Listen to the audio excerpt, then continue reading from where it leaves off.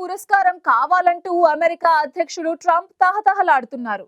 అవకాశం వచ్చిన ప్రతిసారి తన గురించి తానే భజన చేసుకుంటున్నారు. తనకి అనుకూలంగా ఉన్న దేశాలతో ప్రతిపాదనలు కూడా పంపించుకున్నారు.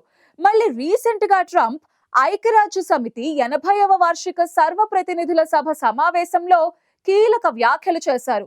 అమెరికా అధ్యక్షుడిగా బాధ్యతలు చేపట్టిన 7 నెలల్లో 7 యుద్ధాలు ఆపేశానంటూ గొప్పలు చెప్పుకున్నారు. మరి ట్రంప్ నిజంగానే యుద్ధాలు ఆపారా? ట్రంప్ కోరుకున్నట్టు నోబెల్ శాంతి బహుమతి అడగ్గానే ఇచ్చేస్తారా?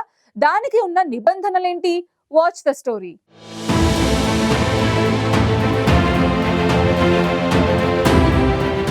అమెరికా అధ్యక్షుడిగా రెండోసారి బాధ్యతలు చేపట్టిన ట్రంప్ తన భజన తానే చేసుకుంటున్నారు. యుద్ధాలు ఆపేశానని తనకు నోబెల్ శాంతి పురస్కారం ఇచ్చేయాలంటూ పదే పదే అవకాశం దొరికినప్పుడల్లా అడుగుతూనే ఉన్నారు. తాజాగా ఐక్యరాజ్య సమితి 80వ వార్షిక సర్వప్రతినిధుల సభ సమావేశంలో ట్రంప్ మరోసారి తనకు నోబెల్ శాంతి బహుమతి ఇవ్వాలని కోరారు.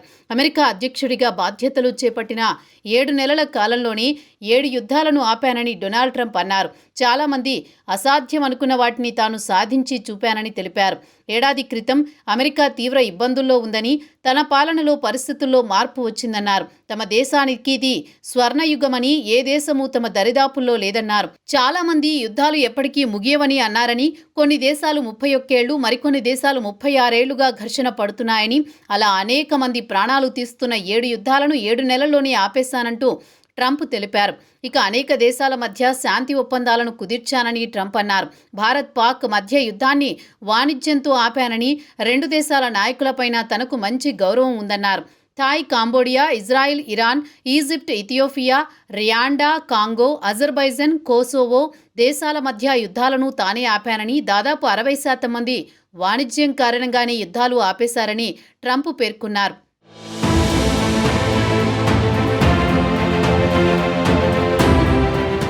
ఇక ఐరాసా పైన ట్రంప్ కీలక వ్యాఖ్యలు చేశారు. ఐరాసాకు అనేక సామర్థ్యాలున్నాయని తానెప్పుడూ చెబుతుండేవాడినని, కానీ అది వాటికి తగినట్లు వ్యవహరించలేదంటూ వివాదాస్పద వ్యాఖ్యలు చేశారు. వివాదాలను పరిష్కరించడంలో మధ్యవర్తిత్వానికి దూరంగా ఉందని, ఆ యుద్ధాలను ఆపడంలో కనీసం ప్రయత్నించలేదన్నారు.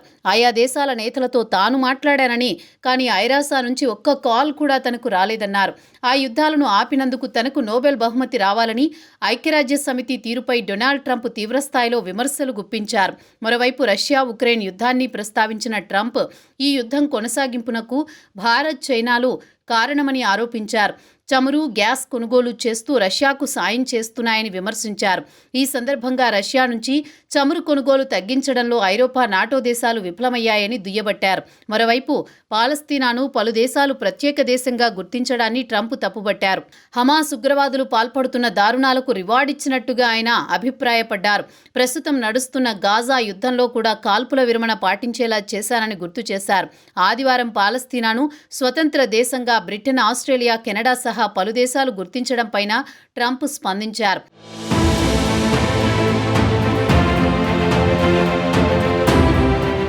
ఇక ట్రంప్ తనకు నోబెల్ శాంతి బహుమతి ఇవ్వాలని ఉవ్విళ్లూరుతోన్న నేపథ్యంలో ఫ్రాన్స్ అధ్యక్షుడు ఇమాన్యుయల్ మైక్రాన్ ఆసక్తికర వ్యాఖ్యలు చేశారు. ఆయనకు నోబెల్ బహుమతి కావాలంటే గాజాలో యుద్ధం ఆపాలన్నారు. ఐరాసా సమావేశం కోసం మైక్రాన్ అమెరికాకు వచ్చారు. ఐరాసా సమావేశంలో ట్రంప్ నోబెల్ శాంతి బహుమతి కావాలి, అనేక యుద్ధాలు పరిష్కరించారని చెప్పడంపై మైక్రాన్ స్పందించారు. యుద్ధం ఆపిన వారికే నోబెల్ శాంతి బహుమతి వస్తుందని, గాజాలో ఇంకా మారణహోమం ముగియలేదని ఆయన వ్యాఖ్యానించారు. యుద్ధాన్ని ఆపేందుకు ఇజ్రాయెల్పై ఒత్తిడి తెచ్చే శక్తి యుఎస్కు మాత్రమే ఉందన్నారు. ట్రంపే అది చేయగలరని ఆశాభావం వ్యక్తం చేశారు.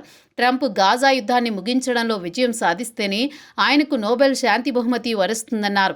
ఈ క్రమంలోనే ఆయన యుఎస్పై పలు విమర్శలు కూడా చేశారు. గాజాలో మారణహోమానికి తాము ఎలాంటి ఆయుధాలు పంపించడం లేదని, అమెరికానే ఇజ్రాయెల్కు ఆ సాయం చేస్తోందని విమర్శించారు. పాలస్తీనా ప్రత్యేక దేశంగా మారడం అనేది అంతిమంగా ఇజ్రాయెల్ పైనే ఆధారపడి ఉంటుందని మెక్రాన్ తెలిపారు. ఇటీవల ఫ్రాన్స్తో సహా పలు దేశాలు దాన్ని ప్రత్యేక దేశంగా గుర్తించాయి. తమ చర్యకు ఇజ్రాయెల్ నుంచి ప్రతీకార చర్య ఖచ్చితంగా ఉంటుందని అభిప్రాయపడ్డారు. వాటన్నిటికీ తాము సిద్ధంగా ఉన్నామని, యుద్ధం ముగించడానికి కట్టుబడి ఉన్నామన్నారు. అదే సమయంలో ఫ్రాన్స్ ప్రయోజనాలను కూడా కాపాడుకుంటామన్నారు.